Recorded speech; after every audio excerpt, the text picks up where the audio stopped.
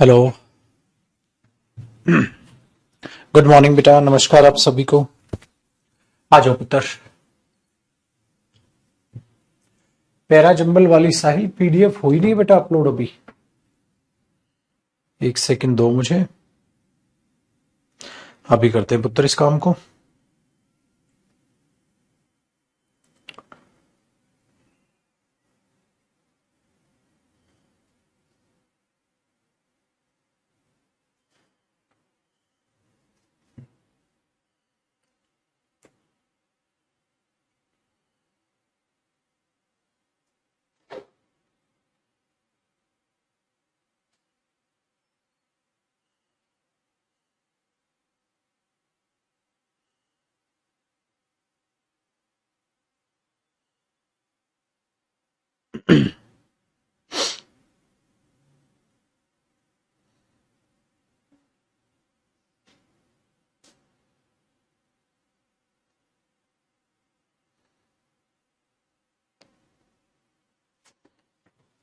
चलो बच्चे, कर दिए मैंने सेंड। आज हो जाएंगे लेवल 1 से लेकर 4 तक, चारों पीडीएफ आपके पास आ जाएंगे। ठीक है, और भी कोई पेंडिंग है उसको भी करा देंगे फिर।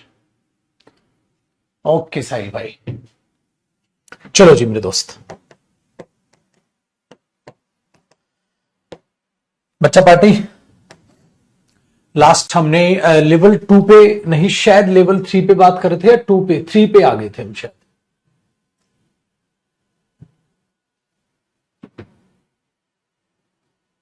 पैराजंबल्स के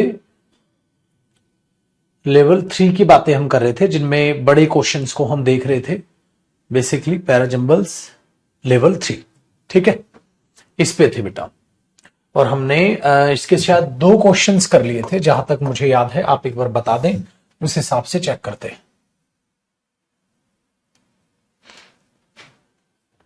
ये ना, एक लेवल नंबर 3 का एक ही हुआ है, दूसरे पे आए हैं। One day her mother having made some cake set to her. हाँ ये लो जी। तो सेकंड नंबर क्वेश्चन से आज आगे प्रैक्टिस करते हैं बेटा, फिर आगे समझेंगे चीजों को। इसी तरीके से क्या होगा, आपका कॉन्फिडेंस बढ़ता चला जाएगा और पैराजंबल्स में, ठीक है, आप माहिर हो जाएंगे। चलिए क्वेश्चन नंबर 2 को देखिए बेटा। क्वेश्चन नंबर 2, लेवल नंबर 3 का क्वेश्चन नंबर 2।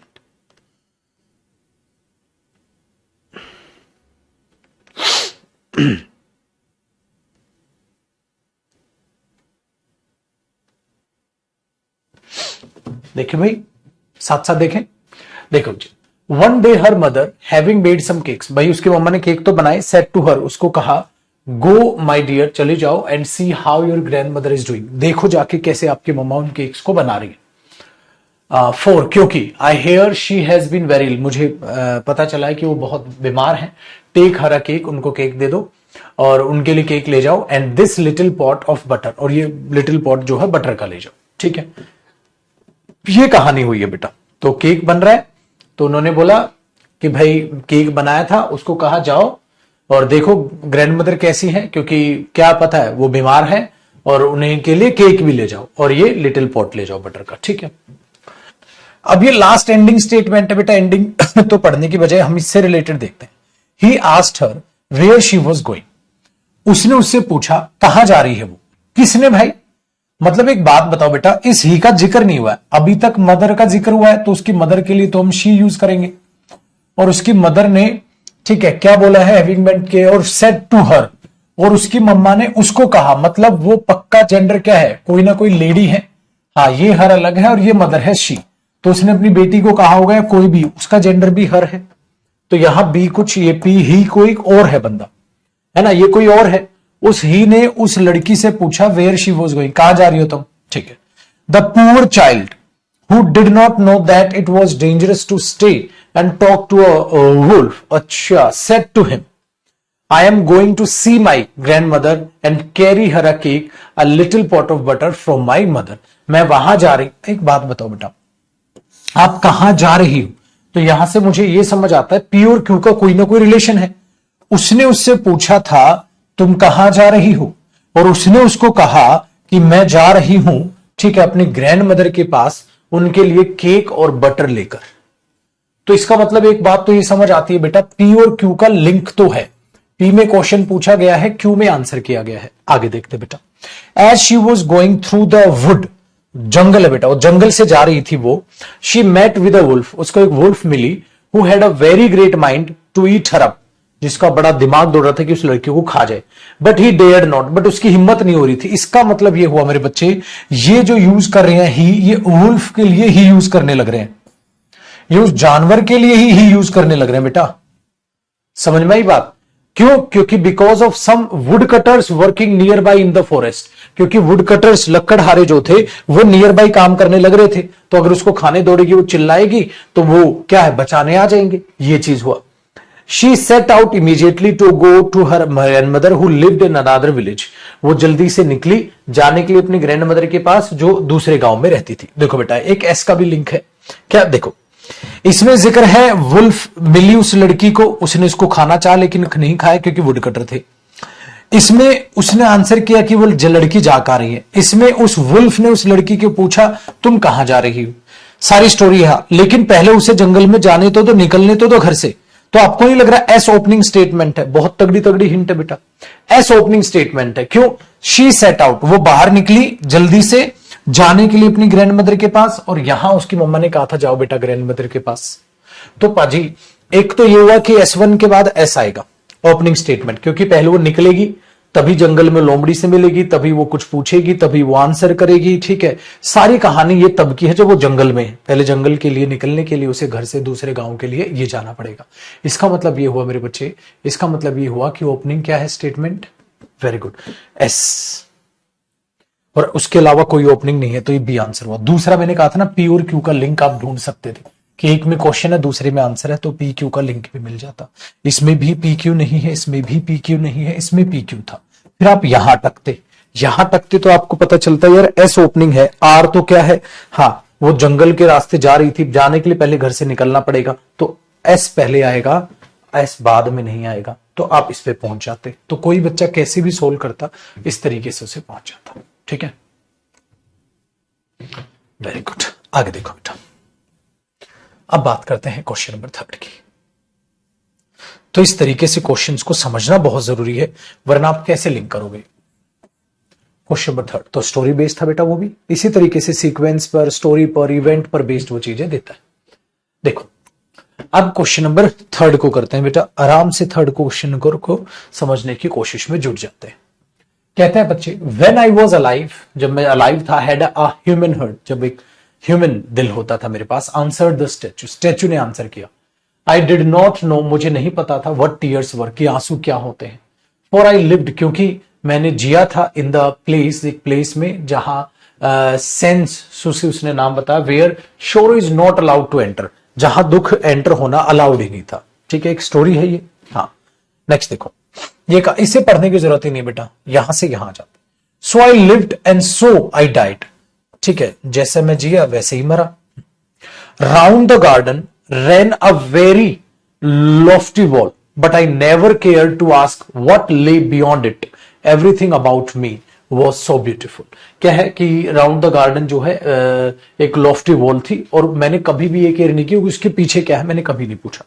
ठीक है, माई courtiers called me the happy prince, the happy indeed I was, if pleasure be happiness. तो मैं हैप्पी था, अगर प्लेजर है हैप्पीनेस तो भाई मैं हैप्पी था, इसने ये कहा। यहां पर आगे बढ़े, in the day time I played with my companions, in the garden में खेलता था, and in the evening I led the dance in the great hall, और मैं ऐसा किया करता था। यस, अब एक बात बहन से सुना बेटा, वो बंदा क्या क्या किया करता था, सारी की सारी स्टोरी उसी के बारे में।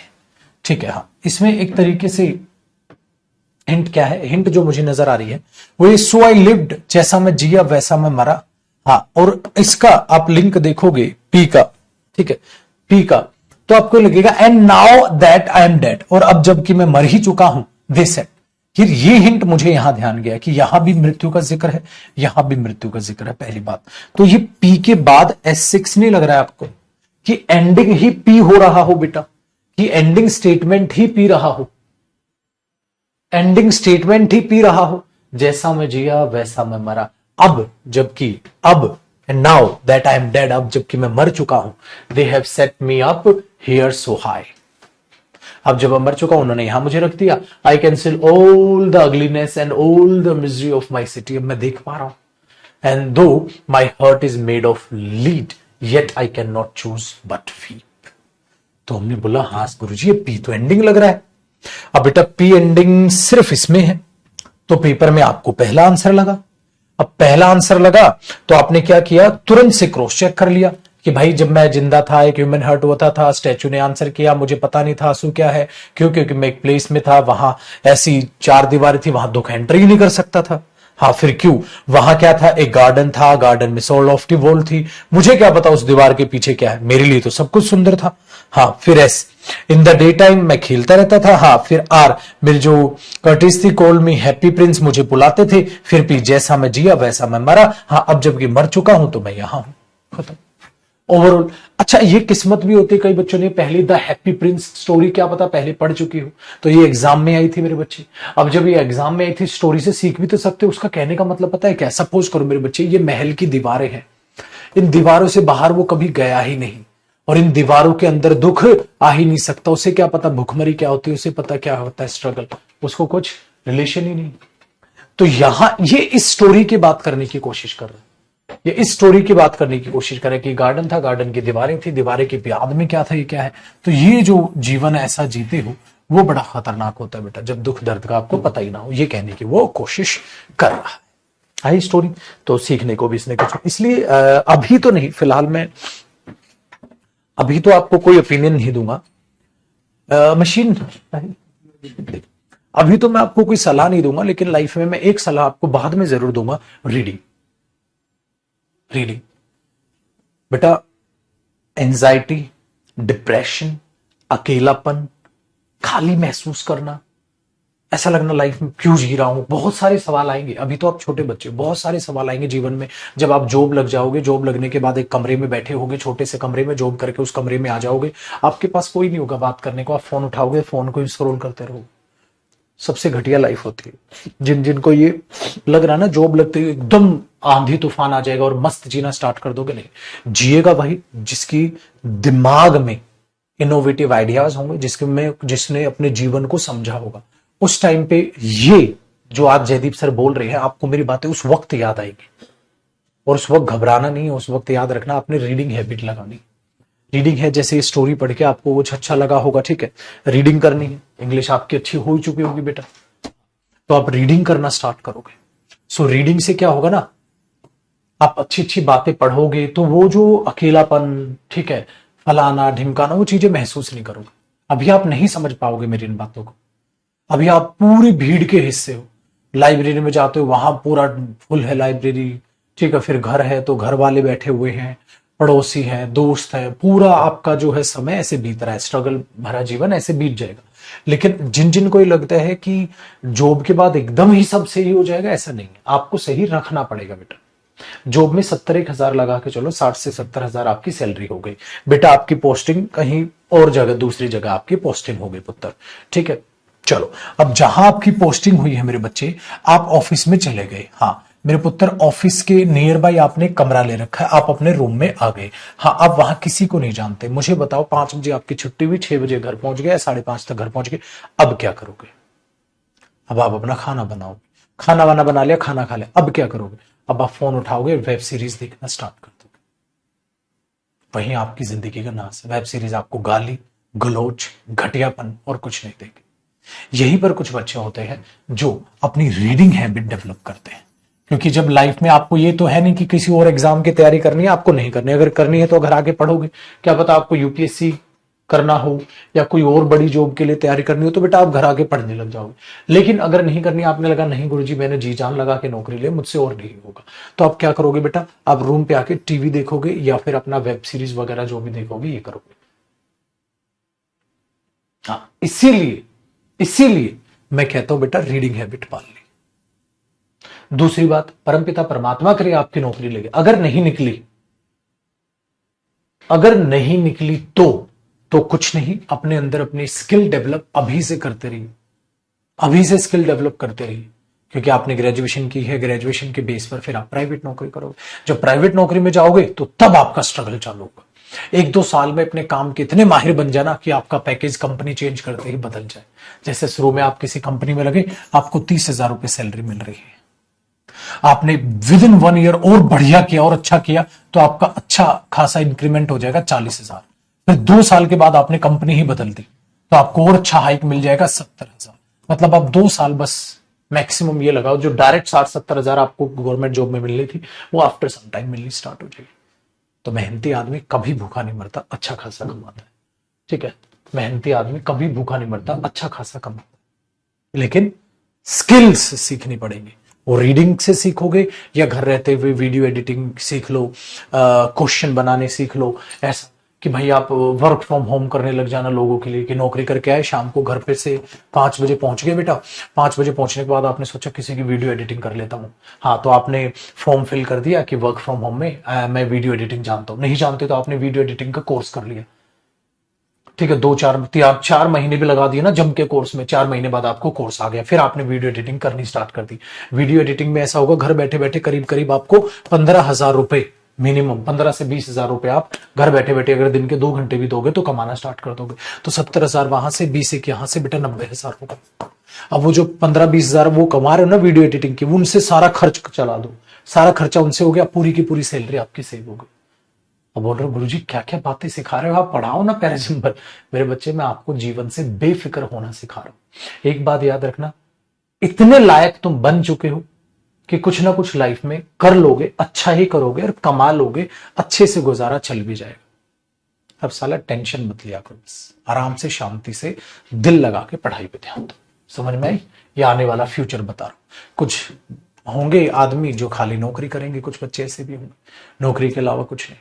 लेकिन मेरा ऐसा मानना है, खाली नौकरी पर ही सीमित रह जाना अच्छी बात नहीं। आप इतने मेहनती बच्चे हो, नौकरी लोगे इतना और मेहनत करनी सीख चुके हो गया, अपनी स्किल्स और डेवलप करना, और बढ़िया सी कोई ऐसी चीज सीखना जो आपको और बेहतर चीज दे पाए और बेहतर चीजें बना पाए। ठीक है ना? चलो आओ बेटा आगे बढ़ते हैं। अब ज्यादा ज्ञान नहीं दे रहा मैं, वरना अभी थोड़ी उम्र भी कच्ची है। पहले एक बार नौकरी वोकरी लग लो तो थोड़ा उम्र भी पक जाएगी, फिर मैं आपको और अच्छी अच्छी बातें ऐसे बताऊं। ठीक है, और अच्छी अच्छी बातें बताऊंगा मैं, फिर आपको, आप इन चीजों से एग्री करोगे। बहुत सारे आइडियाज हैं बेटा मेरे पास कि आप क्या कर सकते हैं, है ना? कि और भी कमाना है साला। अब मैं गाली नहीं दे सकता, मेरा मन बहुत करता है गाली दे के समझाना।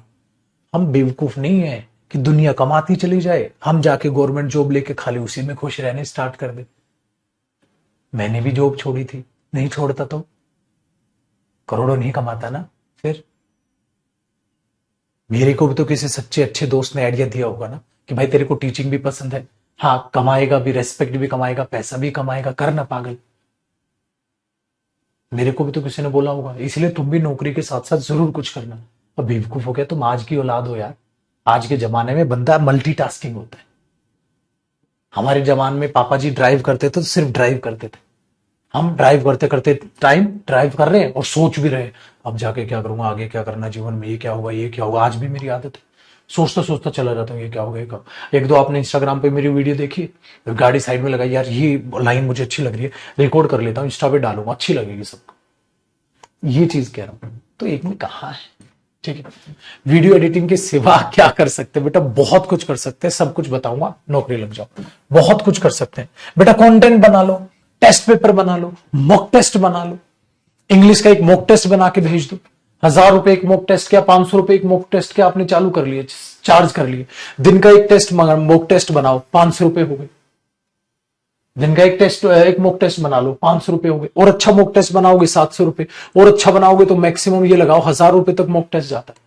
1,000 रुपए आपने एक मॉक टेस्ट, आज का रेट 1,000 रुपए मॉक टेस्ट, अगर आप एक अच्छा मॉक टेस्ट बना के देते हो, आपने 30 मॉक टेस्ट बना, 30,000 कमा लो महीने का। 1,000 रुपए होते हैं एक मॉक टेस्ट के। जैसे आपने सीजीएल का या बैंकिंग का कोई भी एक मॉक टेस्ट बना और जबरदस्त पूरा सेट करके पीडीएफ बना के दूसरे को भेज दिया, ये लो मेरे मॉक टेस्ट। साला फाड़ू क्वेश्चन डालो उसमें, विद सॉल्यूशन मॉक टेस्ट बना के दोगे। 1,000 रुपए आज का रेट चल रहा है। 30 मॉक टेस्ट बनाओ, चल 30 नहीं, तुम 5 दिन छुट्टी भी लगाओ, 1,000 है, तुम 25 दिन बनाओ, 25,000 हो गए। इसलिए इन चीजों को पढ़ के बहुत अच्छे से चलना। ठीक है, आ जाओ बेटा, आप आगे बढ़ते हैं। पैसा ही पैसा होगा बाबू, स्किल डेवलप करनी है, ऐसा कमाने के तो सो है। बेरोजगार वो है जो बेरोजगार रहने के लायक है, जो काम नहीं करना चाहता, जिसको शर्म आती है। ठीक है, चलो बेटा आगे बताओ। देखो जी, डन है। हाँ, मैथ का मॉक टेस्ट बनाओ, इंग्लिश का बनाओ, किसी का बनाना बेटा। तो देखो, each organism is adapted to its environment. चलो अब पढ़ते हैं, अब जरा चीजों को आगे देखते हैं। क्वेश्चन नंबर 4 पे मैं बात कर रहा हूं बेटा, 4 को देखते हैं। ठीक है, क्वेश्चन नंबर 4। ठीक है, each organism is adapted to its environment. ठीक है, हर एक ऑर्गेनिज्म जो है वो अडेप्टेड है, इसके एनवायरमेंट से वो अडेप्टेड है। ठीक है, उसने ये बात बोली। फिर आगे क्या कह रहा है, ऑर्गेनिज्म की बात कर रहे हैं। There is a range of strategies by which the food is taken in and used by the organism. एक कहता है एक रेंज है, एक स्ट्रेटजीज है जिसमें एक फूड अंदर जाता है और यूज किया जाता है ऑर्गेनिज्म के जरिए। चलो फॉर एग्जाम्पल, जैसे कि एक एग्जाम्पल है, किस चीज का example, whether the food source is stationary such as grass वगैरह हम खा रहे हैं, या मोबाइल हो सच एज डियर वगैरह। ठीक है, would allow for differences in how the food is assessed, कैसे फूड पचेगा, कैसे होगी वो चीजें। ठीक है, कैसे उसमें से न्यूट्रिटिव्स निकलेंगे, और यूज्ड बाय अ काउ और लाइन, कैसे वो काउ और लाइन के द्वारा वो यूज किए जाएंगे। हाँ यार एक बात बताओ, ये फॉर एग्जाम्पल किससे रिलेट कर रहे हैं यार, ये तो पी से, इससे पी से रिलेट कर रहे हैं नहीं। आगे देखते क्या मतलब, क्या आगे देखो। फिर कहता है द फॉर्म ऑफ, ये एग्जाम्पल जो फॉर एग्जाम्पल जैसे कि, बेटा जैसे कि आगे जब एग्जाम्पल है ना तो वो लिंक कर रहा होगा ना किसी से, तो लिंक कर रहा होगा तो ढूंढो ना किससे लिंक करेगा। The form of nutrition differ depending on the type of availability of food material. कहता जो फूड मटेरियल की जो टाइप है ना, उस पर जो हमारे न्यूट्रिशन है वो वेरी कर जाता है, as well as how it is obtain by an organism, और कैसे कौन उसको खा रहा है उस पर भी वेरी करता है। हाँ तो एक बात बताओ यार, आपको नहीं लग रहा बेटा आर जो है वो क्यू से रिलेटेड है, आर और क्यू एक साथ है? क्यों गुरुजी? इसमें बात की बेटा फॉर्म ऑफ न्यूट्रिशन डिपेंड करता है टाइप ऑफ खाने पर, और साथ साथ कौन उसको खा रहा है। तो बेटा इसमें यही तो है। For example whether the food source is stationery है, स्टेशनरी टाइप का फूड है ग्रास टाइप, या मोबाइल टाइप का फूड है जैसे डियर टाइप। एक को काव ने खाया, एक को लायन ने खाया। अरे यार यही तो बात होने लग रही है यहां। तो बेटा ये चीख चीख के कह रहा है कि आर और क्यू एक साथ है, और लो बच्चे आर और क्यू आपका सिर्फ एक ही में है, ए आंसर हो गया।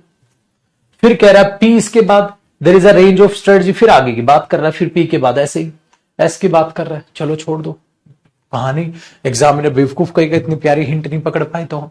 यार फॉर एग्जाम्पल बेटा किसका एग्जाम्पल है, इससे बढ़िया क्या हिंट होगी। ठीक है चलिए भाई आगे बढ़ते हैं, वही ना, तो अब भी थोड़ी देर में आप भी पहचानने लग जाओगे, हिंटों को काम करने लग जाओगे। Question number 5, idioms are a colour. चलो अब पहले आपको मैं थोड़ा सा समय दे रहा हूं, आप ट्राई करो, फिर मैं बताता हूं बेटा आगे। ये ना खाली मैं ही करता चला गया तो फिर क्या फायदा।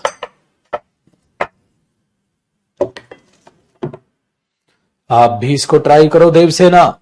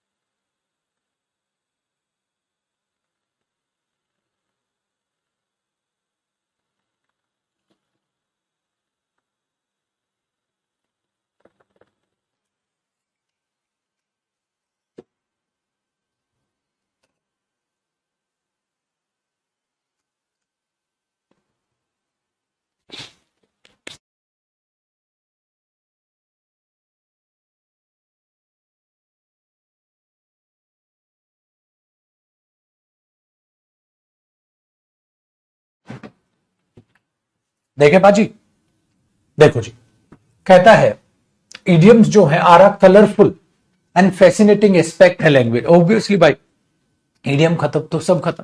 अब बोलो किसी को सुंदर लग रही हो और ये बोले तुम्हें देखें तो आज वो पगला चांद भी आज शर्मा जाए। भाषा को ब्यूटीफुल क्या बनाते हैं? इडियम से बनाते हैं। चलो H1 की बात हुई, फिर बात करते हैं बेटा आगे। Your language skills will increase rapidly if you can understand idioms and use them confidently and correctly. क्या आपका कॉन्फिडेंस भाषा में बढ़ जाएगा। ठीक है। They are commonly use in all type of language. ये यूज किए जाते हैं। कौन? ये इडियम्स। भाई इडियम्स कलरफुल है, फैसिनेटिंग है लैंग्वेज में।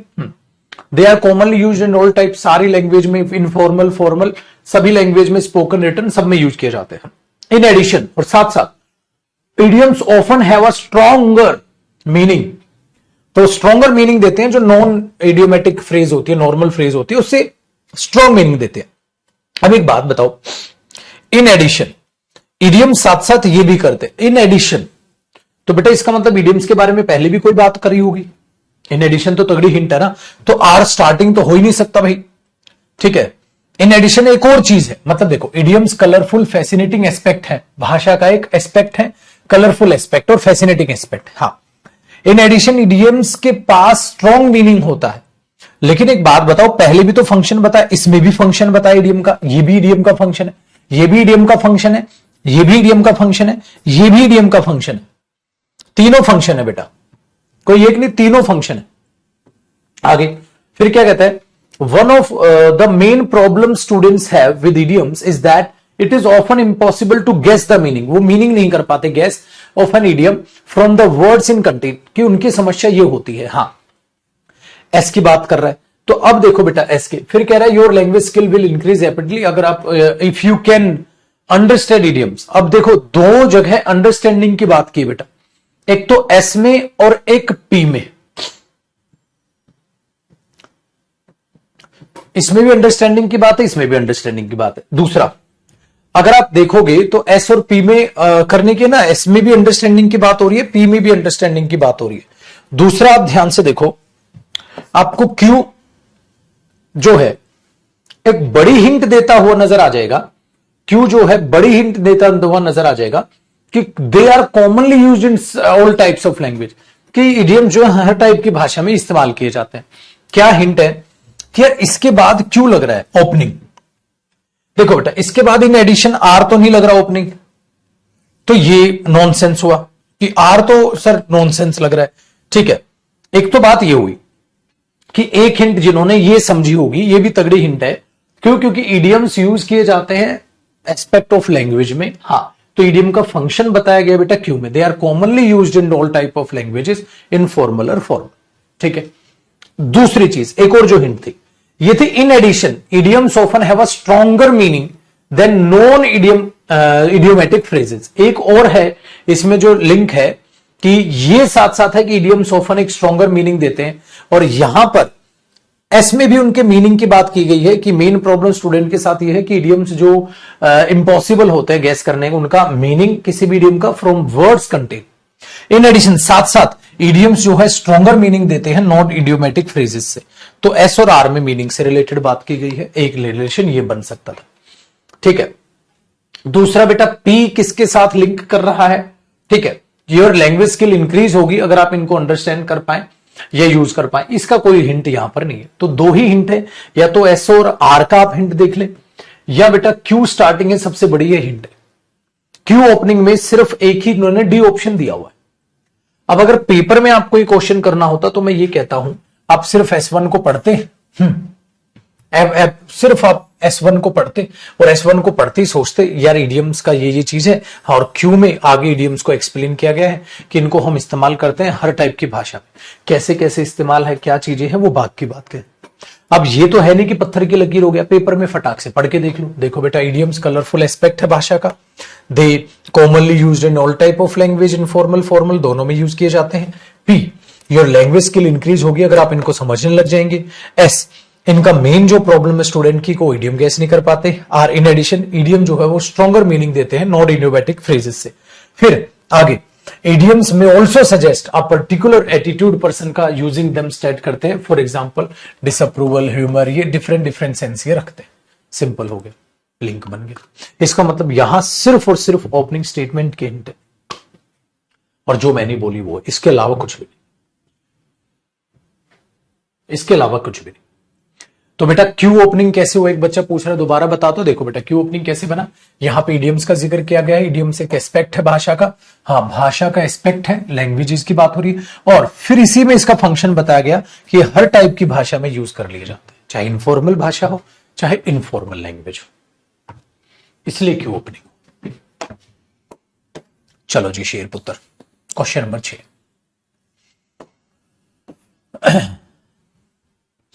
कोशिश करिए छठे क्वेश्चन के। मैं एक गुड कॉफी पी लूं।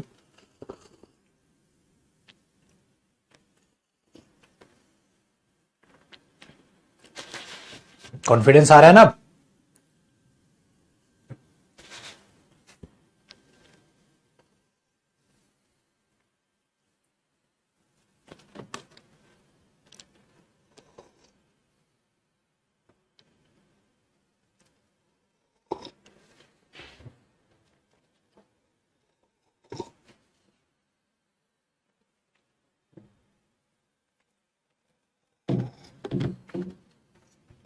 देखिए बाजी, देखो भाई, कहते हैं इंस्टीट्यूशंस डिफाइन करते हैं और प्ले करते हैं एक regulatory role with regard to human behaviour. कि इंस्टीट्यूशंस ऑब्वियसली डिफाइन करते हैं और प्ले करते हैं कि रेगुलेशंस रोल वाला प्ले करते हैं ह्यूमन बिहेवियर के प्रति। ठीक है, आगे। वंस एस्टेब्लिश्ड इंस्टीट्यूट क्या करते हैं, सेट करते हैं, डायनेमिक रिलेशनशिप सेट करते हैं मेंबर्स के बीच में, हाँ, और considering them and they mutually affect each other. आगे, they shape preferences, power and privilege. They मतलब इंस्टीट्यूट्स की बात कर। एट द सेम टाइम, बेटा ये बहुत तगड़ी हिंट होती है, ये इस तरीके की चीज है। ये किससे रिलेट करेगा? On the other hand, in addition, for example, इनका लिंक बनाओ। एट द सेम टाइम, और साथ साथ इंस्टीट्यूट अपने आप में कैन बी ट्रांसफॉर्म्ड किए जा सकते हैं by politics they produce, and such transformation can affect social norms भी, और बिहेवियर को वो अफेक्ट कर सकती है। Next, they also provide a sense of order and predictability. They also provide, बेटा ये दो बड़ी हिंट है। आर का लिंक ढूंढ लो या एस का लिंक ढूंढ लो, आर का लिंक ढूंढ लो या एस का लिंक ढूंढ लो, ठीक है, कुछ ना कुछ। दे ऑल्सो प्रोवाइड, दे ऑल्सो प्रोवाइड, ये वो सेंस ऑफ ऑर्डर भी प्रोवाइड करते हैं। तो और क्या प्रोवाइड करते हैं भाई? वो एस्टेब्लिश क्या करते हैं, बात इसकी नहीं हो रही। दे शेप, वो शेप देते हैं प्रेफरेंसेस या पावर या प्रिविलेज। शेप का मतलब क्या होता है बेटा? प्रोवाइड करना ही तो होता है। कभी भी एग्जामिनर जान पूछ के ना सिनोनिम यूज करता है बेटा, कभी भी डायरेक्ट सेम वर्ड यूज नहीं करेगा, वरना बच्चा मैचू मैचू करके पता लगा लेगा। हाँ, तो हमने देखा बेटा दे ऑल्सो प्रोवाइड और दे शेप। बेटा दे शेप का मतलब क्या? वे बनाते हैं, मतलब वे प्रोवाइड करते हैं, मतलब यही तो है वो। दे also provide a sense of order. तो अगर आप यहां, तो उसने बोला इंस्टीट्यूट डिफाइन करते हैं, प्ले करते हैं एक रेगुलेटरी रोल, ठीक है, और इसमें कहा दे शेप ये और क्यू। तो क्यू और एस का अपने आप में एक लिंक दिखाई देगा। क्यू में भी जिक्र किया गया बेटा वो क्या करते हैं, और एस में भी। अच्छा, आर का देख लो। At the same time institute जो है वो ट्रांसफॉर्म करते हैं politics. At the same time, ठीक है, ट्रांसफॉर्म करते हैं पॉलिटिक्स। तो एक बात बताओ, transformed can be transformed by, वो ट्रांसफॉर्म किए जा सकते हैं। और they produce and such as transformation, ठीक है, जो प्रोड्यूस करते हैं वो ट्रांसफॉर्मेशन, और सच ट्रांसफॉर्मेशन कैन अफेक्टेड सोच। और ये ट्रांसफॉर्मेशन, इसको यहां इनकी ट्रांसफॉर्मेशन की बात की गई है, ठीक है। तो eight the same time institute क्या करते हैं? तो इंस्टीट्यूट पहले यहां बोला डिफाइन करते हैं और प्ले करते हैं एक रोल, ठीक है, ह्यूमन बिहेवियर के प्रति। फिर उसी बात का इसमें बेगल किया कि सोशल फॉर्म नॉर्म्स में बात करें तो सोशल नॉर्म्स बेटा वो ह्यूमन बिहेवियर ही तो है, ह्यूमन्स ही तो है। तो उन्हीं के बारे में चर्चा यहां हुई है। तो S1 के बाद आर आप कह सकते हो कि S1 में जिक्र किया है कि इंस्टीट्यूशंस जो है वो डिफाइन करते हैं regulatory role regard to human, और आर में भी है मेरे बच्चे वही प्रोड्यूस करने की एक सेंस, ठीक है, आर में भी है वही एक प्रोड्यूस करने की sense. Once establish institute set a dynamic relationship with member जो उनसे जुड़े हैं, they mutually affect each other. जो इंस्टीट्यूट में मेंबर जुड़े हैं वो एक दूसरे को क्या करते हैं, अफेक्ट करते हैं। दे शेप प्रेफरेंस, पावर, प्रिविलेज और फिर ये। तो इसका मतलब हमें अगर यहां से निकले तो हमें लगा सर ये हो सकता है क्यू और एस, ठीक है। लेकिन बेटा अगर सर हम ये बोल दे एट द सेम टाइम इसमें भी प्रोड्यूस यूज हुआ है और इसमें भी प्रोड्यूस यूज हुआ है, बेटा यहां प्रोवाइड है नॉट प्रोड्यूस। प्रोवाइड करना कि फैसिलिटीज क्या क्या प्रोवाइड करते हैं, और यहां भी है प्रोवाइड करना मतलब क्या क्या चीजें उनसे उत्पन्न होती हैं। समझ आया? तो इस हिसाब से हमें क्या लगा कि यार ये और ये नहीं, ये और ये रिलेट कर रहे हैं, क्यू और एस रिलेट कर रहे हैं। क्यू एस इसमें है, इसमें नहीं है, इसमें नहीं, इसमें भी क्यू एस है। तो यहां भी क्यू एस है और यहां भी क्यू एस है, यहां भी आरपी है और यहां भी आरपी है। हाँ, तो अब एग्जाम में हमारे पास दो ऑप्शन है कि आरपी पहले या क्यूएस पहले। लिंक तो दोनों का सेम है, आरपी एक साथ, क्यूएस एक साथ, क्यूएस एक साथ, आरपी एक साथ। अब बेटा आर में जिक्र किया गया है एट द सेम टाइम, साथ साथ वो क्या करते हैं। अब अगर मैं आर को पीछे रखूंगा तो एस आर का कोई लिंक ढूंढना पड़ेगा। बेटा एस आर का क्या लिंक आएगा eight the same time? Institute जो है वो ट्रांसफॉर्म करते हैं पॉलिटिक्स। नहीं यार, इसमें अलग जिक्र है, इसमें अलग। तो बेटा उससे बेहतर ये ऑप्शन। अब पेपर में पत्थर की लकीर नहीं है, इसको एक बार साफ सुथरे तरीके से पढ़ के देखो। कैसे? देखो, इंस्टीट्यूशंस जो है डिफाइन करते हैं regulatory role regard human behaviour. At the same time साथ साथ इंस्टीट्यूट क्या करते हैं, ट्रांसफॉर्म करते हैं politics. They produce and such as transformation जो अफेक्ट करती है सोशल बिहेवियर और नॉर्म्स को, ठीक है। पी, वंस एक बार एस्टेब्लिश हो जाए इंस्टीट्यूट, एक बार एस्टेब्लिश हो जाए, ठीक है, फिर वो एक डायनेमिक रिलेशनशिप बना देता है अपने मेंबर्स के बीच में, ठीक है। फिर क्यों? दे शेप, फिर करना आगे करते हैं। देखो बेटा, अब उसने रिलेशनशिप बनाई है मेंबर्स के बीच में जो एक दूसरे को म्यूचुअली अफेक्ट करेंगे। क्या क्या करेंगे वो अपने आप में एक प्रेफरेंसेस, पावर, प्रिविलेज बना लेंगे, प्लस साथ साथ दे also provide sense of order. देख रहे हो बेटा, अब समझ आ गया सीन।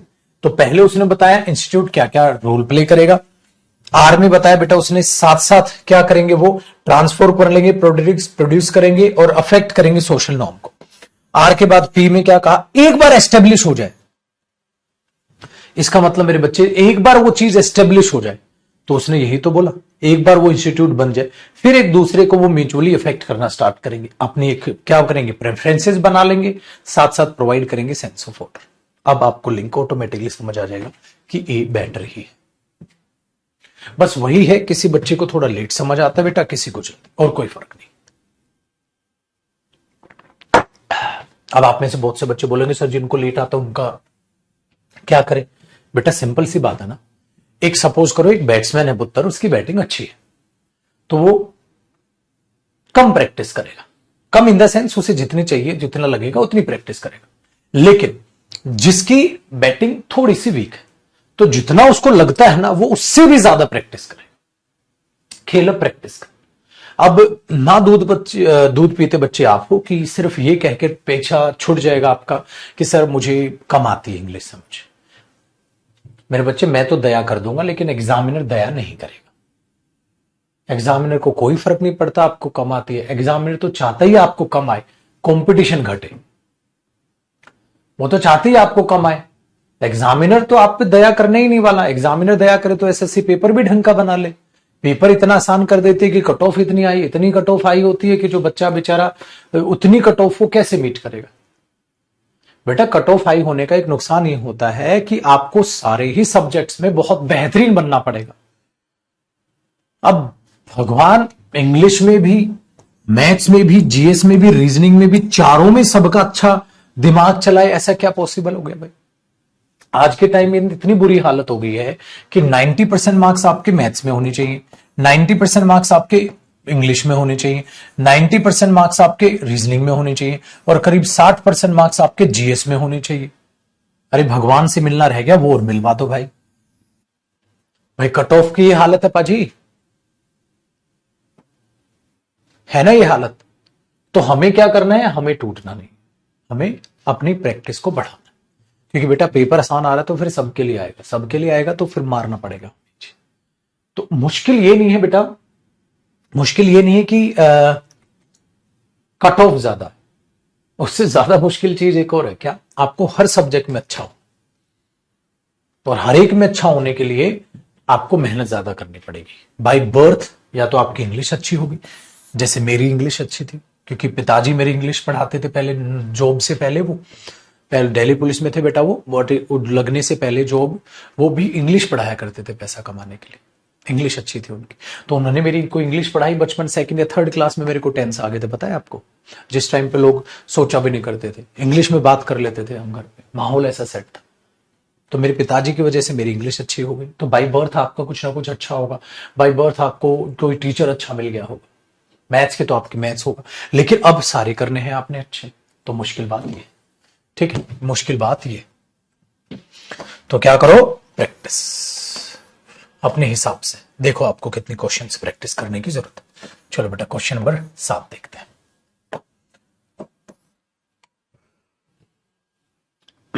क्वेश्चन नंबर 7 देखते हैं।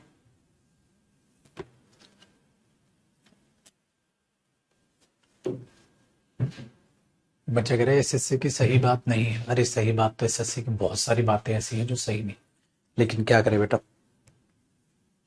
जहां डिमांड ज्यादा हो जाए ना और सप्लाई कम हो, वहां अक्सर बेचने वाले की शर्तें चलती, खरीदने वाले की नहीं।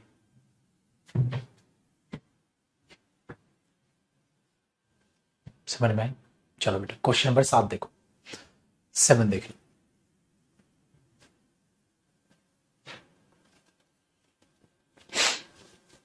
कहता one of the most important forces in modern world socialism was a direct result of industrial revolution.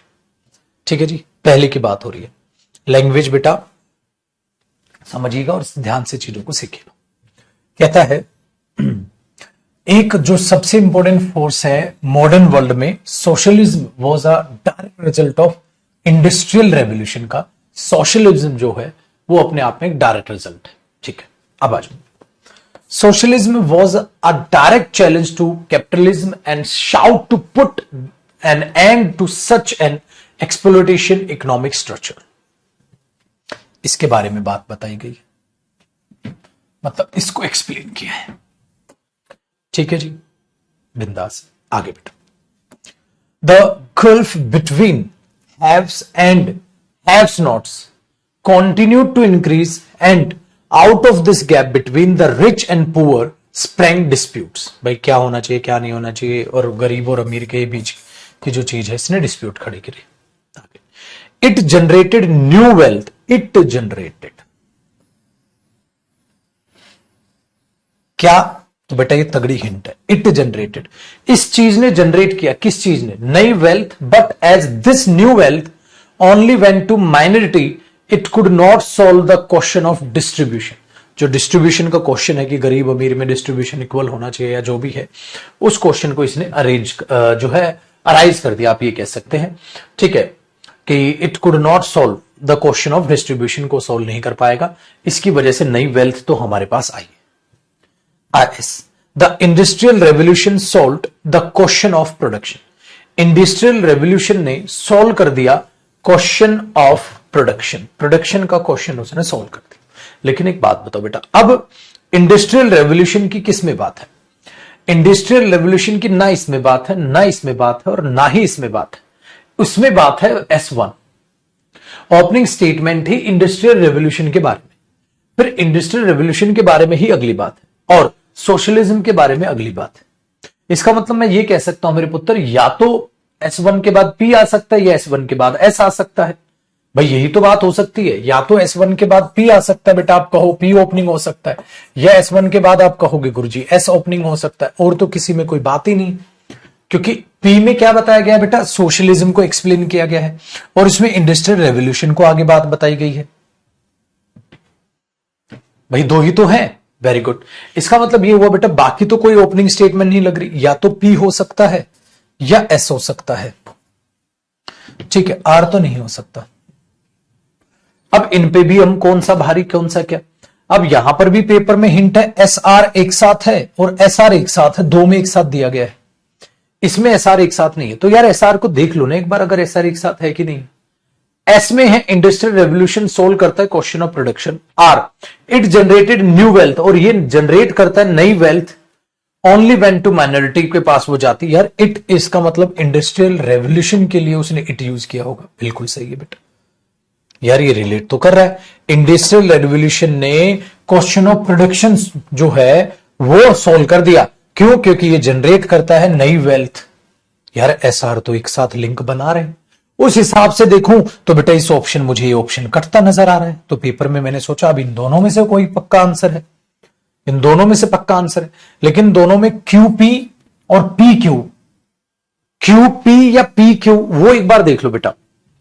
P Q Q P, जैसे द गल्फ बिटवीन, आप ध्यान से सुनेगा, the gulf between the haves and haves not continued to increase and out of this gap between the rich and poor, Q के बाद P, socialism was a direct challenge to capitalism, ठीक है, to such as exploitation economic structure। अब जरा P और Q के बीच में बात करने बेटा, QP या PQ। अब अगर मैं Q पहले पढ़ूं, कहता है जो हैव्स और हैव नॉट्स हैं कंटिन्यू बढ़ते जा रहे हैं वो, और गैप जो अमीर और गरीब का है वो बढ़ता जा रहा है। हाँ, सोशलिज्म जो है वो डायरेक्ट चैलेंज है कैपिटलिज्म करने में और sought to put an end, और खत्म करने में to such an exploitative economic structure, इस तरह के एक्सप्लोटिव इकोनॉमिक स्ट्रक्चर को। अरे किस तरह का? इस तरह का बेटा, इस तरह के, किस तरह का? इस तरह का जो हमने बोला ना, जो गैप बढ़ता जा रहा है अमीर का और गरीब का, तो इस एक्सप्लोटेशन के लिए कह रहा है, इस एक्सप्लोटिव इकोनॉमिक स्ट्रक्चर को, ठीक है, एंड करने का सोशलिज्म एक डायरेक्ट चैलेंज है। तो हमें लगा हाँ यार ये चीज यहां लिंक कर रही है, ठीक है, ये लिंक कर रही है कि क्यू के बाद पी आना चाहिए। दूसरी चीज बेटा, क्यों इस तरह का एक्सप्लोटिव इकोनॉमिक, तो इसमें ही बात की। एक और हिंट थी बेटा यहां पर, एक हिंट ये थी पुत्र कि अगर मैं ये भी देखूं कि इसमें सोशलिज्म है, और लास्ट एंडिंग स्टेटमेंट देखो, this is how socialism as a theory and practice came into being, इस तरीके से सोशलिज्म आया। तो बेटा एक बात बताओ, इस क्यू के बाद एंडिंग S6 तो नहीं कर पाओगे? हाँ, पी के बाद तो कर पाओगे, क्योंकि इसमें बोला सोशलिज्म जो है एक डायरेक्ट चैलेंज बन गया। हाँ, और इस तरीके से सोशलिज्म जो है वो as a theory and practice came into being, इस तरीके से वो आया। तो यार पी के बाद S6 हो सकता है, क्यू के बाद तो रिलेशन नहीं बन रहा बेटा। ये भी एक चैलेंज है कि ये चीज सही लग रही है। तो बेटा ये चीज भी है, तो पी स्टार्टिंग नहीं एंडिंग होना चाहिए, तो हमने बी ऑप्शन पेपर में मांग। अब आप चाहो तो मेरे शेर इसके हिसाब से पढ़ के देख सकते हैं कि भाई S1 में बात की मोस्ट इंपोर्टेंट इंडियन रेवोल्यूशन की, S में बात की इंडस्ट्रियल रेवोल्यूशन जो है सोल्व करता है प्रोडक्शन का क्वेश्चन, फिर क्या ये जनरेट करता है नई वेल्थ, फिर ये चीज मैंने अभी अच्छे से आपको एक्सप्लेन ही कर दी, एंडिंग ये हो गई। वेरी गुड, क्योंकि वो एंडिंग स्टेटमेंट से रिलेट कर रहा है।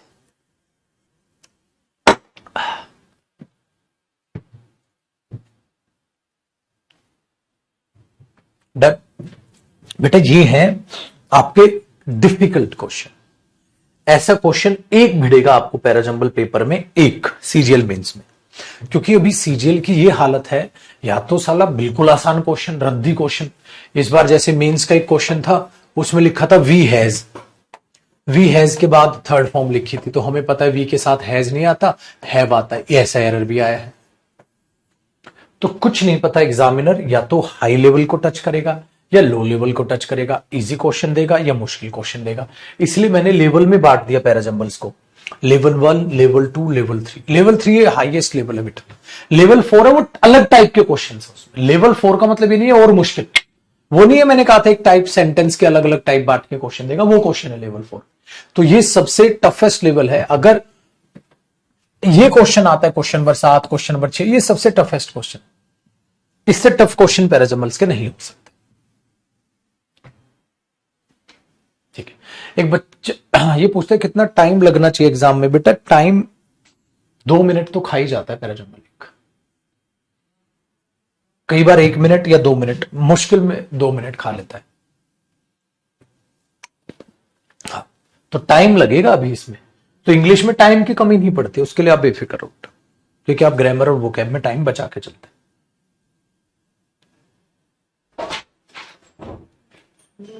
ठीक है ना पाजी। अब देखो बेटा, इस टाइप के क्वेश्चंस हैं आपके पास, और ये क्वेश्चंस दिखेंगे, इनको और करते हैं अभी। आइए, क्वेश्चन नंबर 8।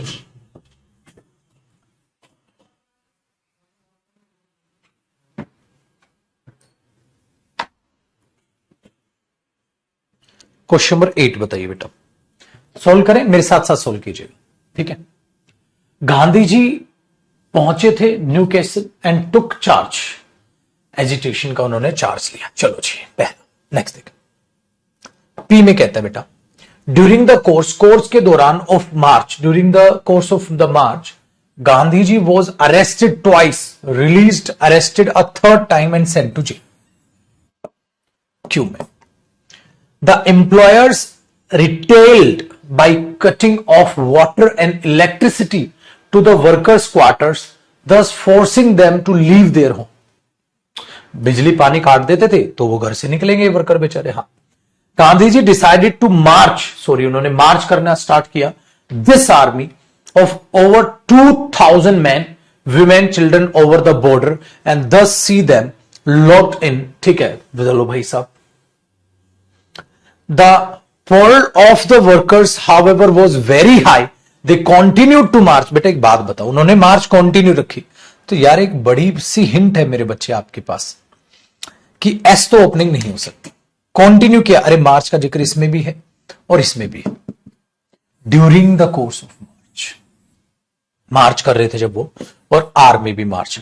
तो बेटा एक और हिंट है तगड़ी, क्यू भी ओपनिंग, ये पी भी ओपनिंग नहीं हो सकता और पी ओपनिंग दिया भी नहीं है, एस नहीं हो सकता। पहले मार्च कर तो लो, फिर जो है बात मॉरल करोगे, वर्कर्स का बड़ा हाई था, उन्होंने कंटिन्यू की कोई मार्च, तो एस तो ओपनिंग नहीं हो सकता। तो बेटा एस ओपनिंग नहीं हो सकता, तो ये तो कट गया, ठाकुर तो क्यू।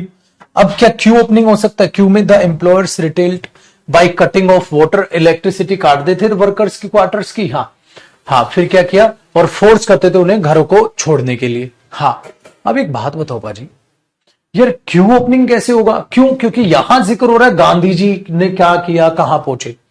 हाँ, और फिर डायरेक्ट आ गया, देखो द वर्कर, जो एम्प्लॉयर्स थे ना, वो क्या करते थे, पानी बिजली काट लेते थे। यार ये तो रिलेशन नहीं बन रहा।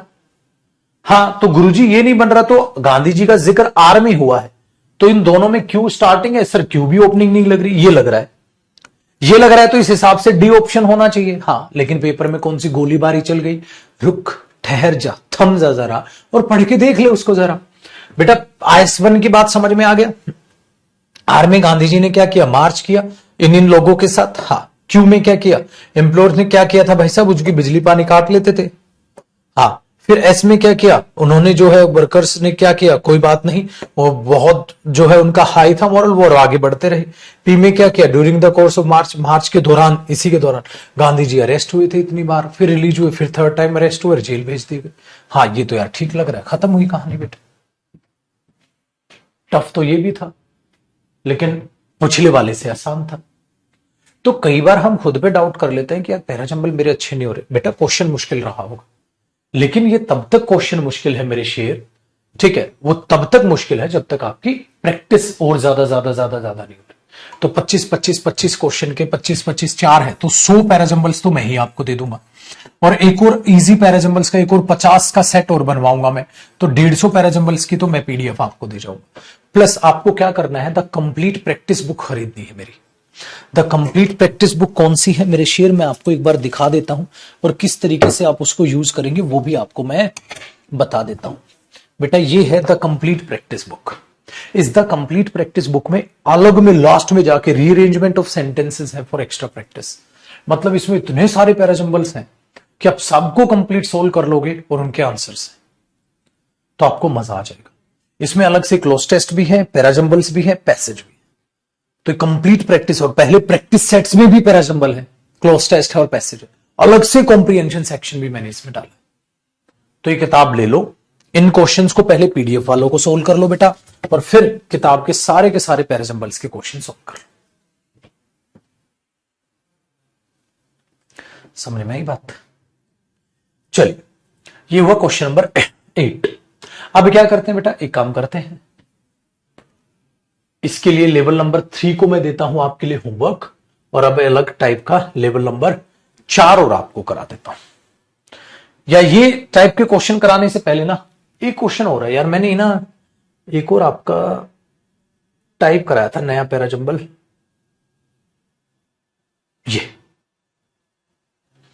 ये बेटा 2023 के जो एग्जाम हुए थे ना, चाहे वो सीजीएल के थे, जो भी एग्जाम हुए थे उनके क्वेश्चंस, एक बार उनको कर लेते हैं। उनको तो हम कर ही ले हैं लेवल नंबर 3 के, फिर लेवल नंबर 4 जो लास्ट का है उसको बाद में कराऊंगा, और ये पीडीएफ भी ठीक है मैं आपके पास अपलोड करा दूंगा। इसको क्या नाम क्या दो, इसको पैराजंबल 2023 है ना, ये नाम दे देते हैं इसको। इस पीडीएफ का नाम मैं करा देता हूं पैराजंबल 2023, ये करा के अपलोड कर दो। चलो अब कॉन्फिडेंस बढ़ाओ बेटा, अगर 2023 के एग्जाम्स आप देते तो आप उनको सही करते या गलत?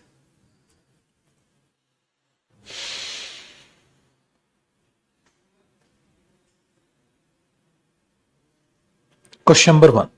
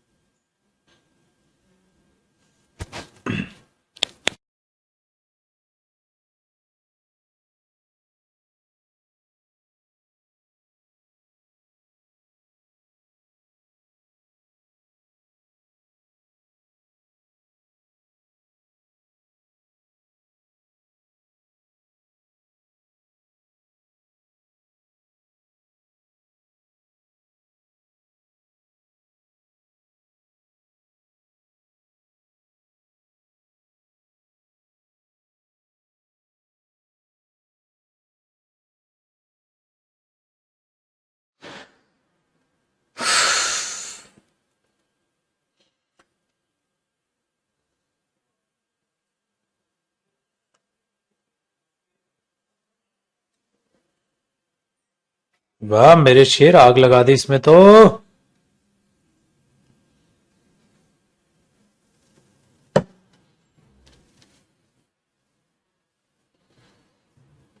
देखें बेटा कौन सा आंसर इसका, अब 2023 में अगर तुम देते पेपर तो, changes in the nature of light are brought on by the Raman effect, ठीक है, changes in the nature, it examines it. बेटा एक बात बताओ, कुछ जिक्र तो हुआ होगा, तो यार इट लिख रहा है तो भाई ये तो गया। हाँ आगे, similar to how similar to, इसका मतलब ये ओपनिंग कैसे होगा ये, हाँ लो। अब आप बोलो अब उनको क्या गोली मार दे जिनका ये भी गलत है। अब आप में से 90% बच्चों को तो ये सही है, लेकिन मेरे बच्चे 10% बच्चे अभी भी गलत आंसर कर रहे हैं, क्या करूं मैं उनका?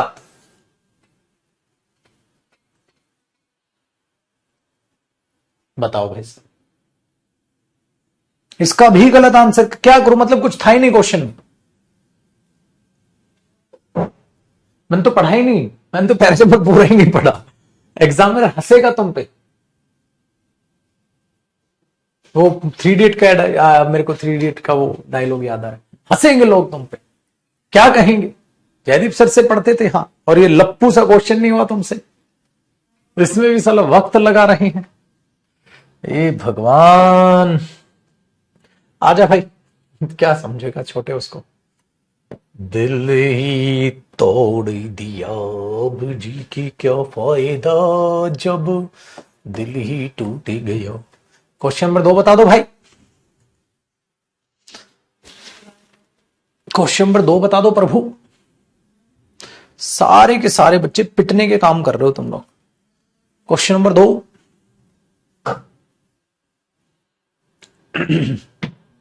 ये तो टेस्ट कहो, तुम्हारा एक टेस्ट ले रहा हूं मैं।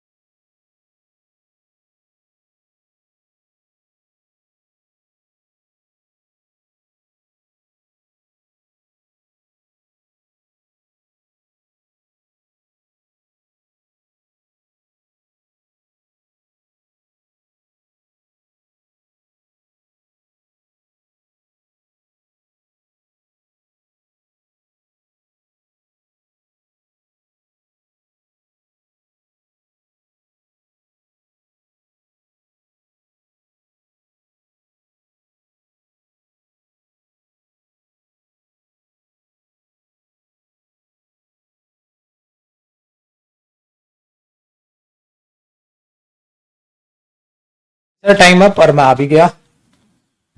देखो जी, बात अगर इसकी करें तो क्वेश्चन नंबर सेकंड जो हमसे कह रहा है वो कह रहा है बेटा a variety of diseases can be linked, ठीक है, की जा सकती है conditions careless garbage disposals.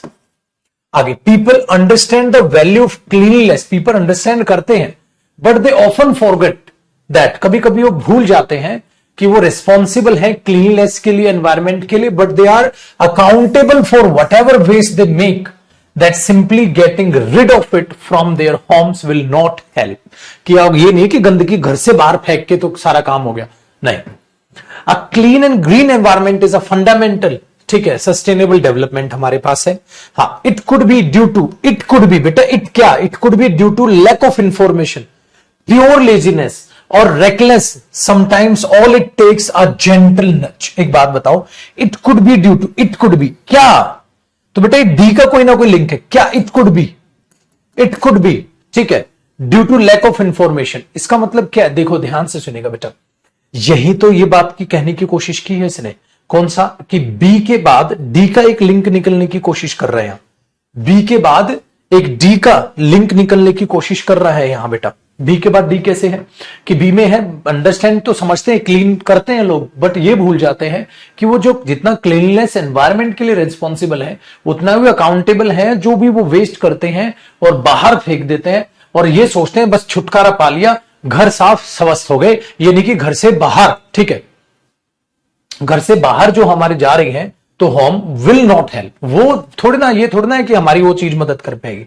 It could भी ये हो सकता है due to lack of information, कि उनको पास इंफॉर्मेशन नहीं है, या उनकी लेजीनेस है, या रेकलेसनेस, रेकलेसनेस होती है बिना फ्यूचर का सोचे समझे जिंदगी काट देना, ठीक है, जैसे आप रेकलेस ड्राइविंग करते हैं बेटा, तो उस तरीके से मैंने आपको बताया था। Sometimes all it takes a gentle nudge, तो ये लिंक आप जिन्होंने निकाल लिया होगा। दूसरा एक और आप निकाल सकते हो बेटा, इसमें क्या, ओपनिंग स्टेटमेंट आप कह सकते थे। सी ओपनिंग स्टेटमेंट ज्यादा हकदार है, क्योंकि यहां वैरायटी ऑफ डिजीजेस जो है गार्बेज डिस्पोजल से रिलेट करती हैं, वो आगे लिखा गया है। इसमें बताया है पीपल अंडरस्टैंड, समझते हैं क्लीननेस, हाँ, लेकिन ये सारी बात यहां से चालू हो रही है। अ क्लीन एंड ग्रीन एनवायरमेंट हमारा एक फंडामेंटल टेनेट बनता है, जो जिसके लिए हम सस्टेनेबल डेवलपमेंट अगर चाहते हैं तो। सी ओपनिंग है, वो बच्चों ने बहुत बढ़िया बढ़िया हिंट निकाली है कि गुरुजी सी ओपनिंग लग रहा है हमें, तो ये और ये कट गया। फिर मैंने बोला भाई बी और डी का लिंक है, तो बी डी यहां पर भी है, बी डी यहां पर भी है, तो सी ए या सी ए बन रहा है, सी ए बन रहा है, हाँ सर बिल्कुल बन रहा है, कि भाई जो यहां पर हम बात कर रहे हैं क्लीन और एनवायरमेंट की, फिर यहां बात कर रहे हैं कि गार्बेज डिस्पोजल्स जो होते हैं उनसे बीमारियां पैदा होती है, वैरायटी ऑफ डिजीजेस लिंक की जाती हैं, तो सी के बाद ए है। ए एंडिंग स्टेटमेंट नहीं बन रहा है बेटा, ए एंडिंग स्टेटमेंट लॉजिकल नहीं है, तो ये ऑप्शन ज्यादा लगा। फिर इसको पढ़ के देख लेते आप कि सी में बात इसकी की, ए में बात इसकी की, बी में बात की, पीपल क्या कर रहे हैं, फिर डी में बात की कि भाई किस तरीके से जो है हम क्या कर सकते हैं, ये sometimes all it take a gentle nudge, तो सी ओपनिंग स्टेटमेंट बनने लग रहा है। ये सारे 2023 के हैं। चलो अब अगला मेरे साथ साथ करिएगा, सेंटेंस ये रहा, कौन सा है क्वेश्चन नंबर, ये थर्ड क्वेश्चन करते हैं, मेरे साथ साथ कीजिएगा। क्वेश्चन नंबर थर्ड पे आ जाए पाजी, देखें, देखो जी थर्ड क्या कह रहा है, कहता है targeted advertising is playing an increasing important role in social media marketing. कहता है टारगेट जो एडवर्टाइजिंग होती है ना, ठीक है, जो गुटखा जहां ज्यादा बिकता वहां गुटके की ज्यादा एड टारगेटेड एडवर्टाइजिंग जो है वो बहुत अच्छा रोल प्ले करती है। It was not until a few years ago that people begin to perceive social media as a marketing tool. ऐसा पहले नहीं था, कुछ साल पहले, कि मार्केटिंग टूल के हिसाब से सोशल मीडिया को नहीं देखा जाता था। See social media has long been regarded as a means of communicating with people view instant. एक बात बताओ बेटा, बी तो ओपनिंग नहीं लग रहा ना, बी ओपनिंग दिया है, ठीक है, बी ओपनिंग दिया भी नहीं है। ए कह रहा है टारगेटेड एडवर्टाइजिंग एक प्ले करता है role, important role social media marketing में। इसमें कह रहा है सोशल मीडिया पहले नहीं माना जाता था, अब माना जाता है मार्केटिंग टूल। फिर सी में कहता है सोशल मीडिया जो है बहुत रिगार्ड किया जाने लग गया means of communicating with people view instant message और ब्लॉगिंग से। डी इन मार्केटिंग, फिर डी में कह रहा है in marketing social media is a quick and easy means to share a company's information such as advertising products और services available to customers. हाँ, एक तगड़ी हिंट यहां पर यह है बेटा डी के, डी और एडवर्टाइजिंग की बात की है, डी में एडवर्टाइजिंग की बात की है, ठीक है, कि एडवर्टाइजिंग करना प्रोडक्ट की, सर्विसेज की, अवेलेबल टू कस्टमर, कस्टमर तक जो सर्विसेज अवेलेबल है उनको एडवर्टाइज करना, इसमें एक ये बात की गई। तो अगर इस क्वेश्चन को मैं क्वेश्चन नंबर थर्ड को समझने की कोशिश करता हूं तो मुझे ये समझ आ रहा है कि इन मार्केटिंग सोशल मीडिया अपने आप में एक क्विक और इजी मींस है, लेकिन बेटा सोशल मीडिया का सी पार्ट में यह बताया गया है कि social media has long been regarded as a means of communicating, ठीक है, with people, view instant message and bloggings. Social media की ओपनिंग सी में हो रही है। फिर बताया गया बेटा मार्केटिंग में सोशल मीडिया को क्या माना जा रहा है, एक क्विक और इजी मीन, ताकि शेयर कर सके हम कंपनी की इंफॉर्मेशन। सोशल मीडिया को मार्केटिंग में क्या माना जा रहा है, लेकिन बेटा सी में यह बता जा रहा है सोशल मीडिया अपने आप में रिगार्ड किया जा रहा है means of communicating with people. तो बेटा सोशल मीडिया के बारे में इंट्रोडक्शन सी में है, डी में इन marketing social media is a quick and easy means. तो यहां बताया जा रहा है सोशल मीडिया का क्या है, is a means of communicating, has long been regarded, लंबे टाइम से ऐसे उसको रिगार्ड माना जाता है मीन्स ऑफ कम्युनिकेटिंग।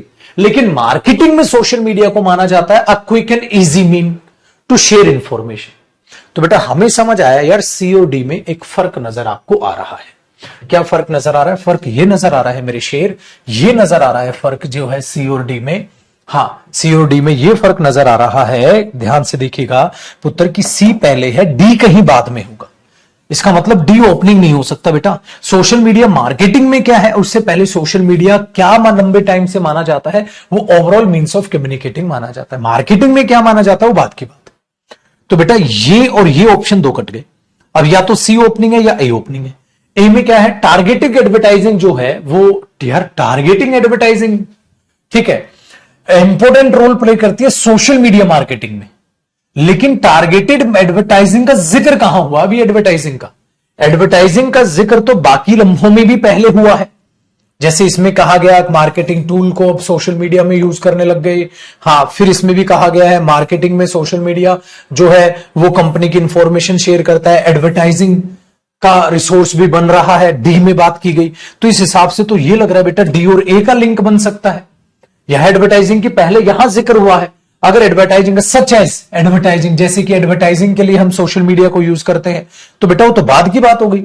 इसका मतलब ए बाद में होगा मेरे बच्चे, डी के कहीं ना कहीं बाद में ए होना चाहिए कि सोशल मीडिया के लिए हम देखें तो एडवर्टाइजिंग बन रही है।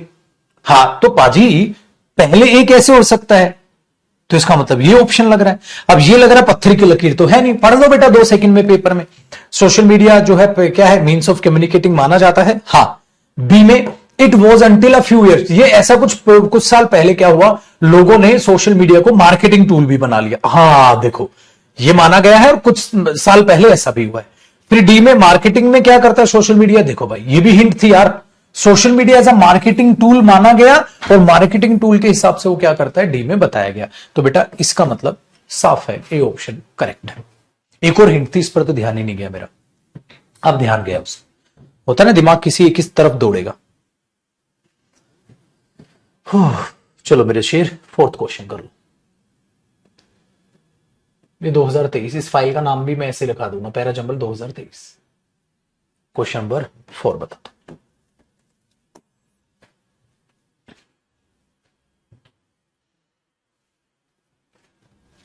ला ला ला ला।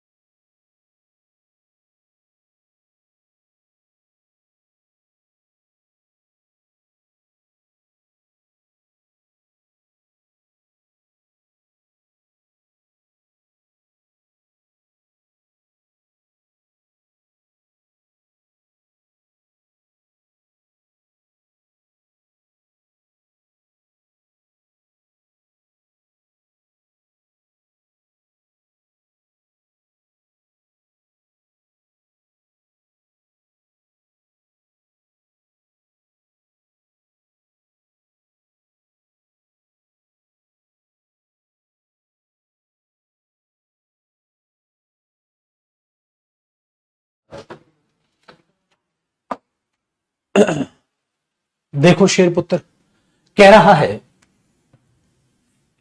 इस क्वेश्चन को अगर हम समझे तो फोर्थ को बेटा कहता है it marked the fifth, it marked भाई कौन सा, कोई ना कोई तो रिलेशन है, तो सबसे पहले ये गया भाड़ में, ए ऑप्शन तो हो ही नहीं सकता भाई। इट क्या चीज, इट मार्क्ड द फिफ्थ, ठीक है, world council for welfare of blind, ठीक है, द फर्स्ट, अब इसमें कह रहा है द फर्स्ट, ठीक है, ब्रेल स्टैंप अगर देखी जाए पब्लिश की गई थी कनाडा में, ठीक है। Brazil however purchase the first raise dot, अरे रे रे रे भाई साहब पहले यहां प्रोड्यूस तो कर लो बाद में खरीद लियो, इसका मतलब बी ओपनिंग लग रहा है। इट फीचर्ड, इट तो डी बी ओपनिंग नहीं है, दो कट गए बेटा, सी नहीं हो सकता क्योंकि इसने फर्स्ट रेज्ड ब्राजील स्टैंप खरीदी 1974 में, हाँ डन। हाउएवर, ठीक है, ब्राजील ने परचेज की थी, ठीक है, the first raise dot Braille stamp, और फर्स्ट ब्रेल स्टैंप बनी थी कनाडा में, ठीक है, हाँ, पोस्ट इन 2008, ठीक है, वॉज पब्लिश बाय कनाडा, तो बाद में, तो इसका मतलब यहां अगर बी देखे तो बी ज्यादा ओपनिंग स्टेटमेंट लग रहा है बेटा। अब पढ़ लो जरा उसको, देखो बी में है द ब्राजील स्टैंप पब्लिश हुई कनाडा में, हाँ, फिर डी में है इट फीचर्ड अ येलो, इसमें क्या क्या लगा था, तो यार ये भी ठीक है, लिंक भी मिल गया, इतने में पक्का पेपर में आप श्योर हो गए बीडी एक साथ है, इसमें तो बीडी एक साथ भी नहीं, इतने में श्योर हो गए आप पेपर में कि डी हो गया, डी आंसर। तो बेटा ये लेवल अच्छा, इसका अच्छा खासा लेवल, इसमें स्टेनो के भी क्वेश्चन है, तो भाई मेरे अब हो क्या रहा है, जैसे सीजीएल में अच्छा लेवल इजी आ गया, पता चला सीएचएसएल में अच्छे क्वेश्चन आ रहे हैं, स्टेनो में अच्छे क्वेश्चन आ रहे हैं, एमटीएस में अच्छे क्वेश्चन आ रहे हैं, सीडीएस में अच्छे क्वेश्चन आ रहे हैं, सीपीओ में अच्छे क्वेश्चन आ रहे हैं, ठीक है, बैंकिंग में पैराजंबल आते ही हमेशा अच्छे बेटा। तो उसके लिए अब अगर बात देखोगे आप, तो अब ये समझ पाओगे कुछ भी लेवल कहीं भी आ सकता है, ऐसा नहीं है कि जो आप में से कुछ बच्चों को स्टेनो करना है कि स्टेनो में तो बहुत है, ये स्टेनो का क्वेश्चन ऐसा नहीं है, अच्छा भी आ सकता है, मुश्किल भी आ सकता है, बहुत मुश्किल भी आ सकता है, तो ये चीज ध्यान रखिए। तो जैसा भी क्वेश्चन आए उसके लिए तैयार रहो। चलो बेटा इतना ही करते हैं, बोर हो जाएंगे वरना। तो कल करेंगे अगली क्लास पैराजंबल की, ठीक है, और कल पैराजंबल की फिर मैं वो क्वेश्चंस कराऊंगा आपको सेंटेंस वाले, कल कर लेंगे फिर इनको खत्म। बाकी आप मॉक टेस्ट वगैरह में या बाकी चीजों में तो आते ही रहेंगे, वो तो आप करते ही रहोगे पैराजंबल। तो कल करेंगे पैराजंबल का अगला टाइप से एकदम खत्म करके चीजों को, फिर परसों से फिर ऐसे ही मैं बात करूंगा फिर क्लोज टेस्ट की, फिर क्लोज टेस्ट के बाद उसकी पैसेज की, ताकि आपका कॉम्प्रिहेंशन सेक्शन जो है वो कब्जे में आ जाए, वो कब्जे में आ गया, ठीक है। बाकी जो फिर टॉपिक वाइज प्रैक्टिस जो है वो जैसा है फिर उसी माहौल पे हम वापसी रहेंगे, ठीक है।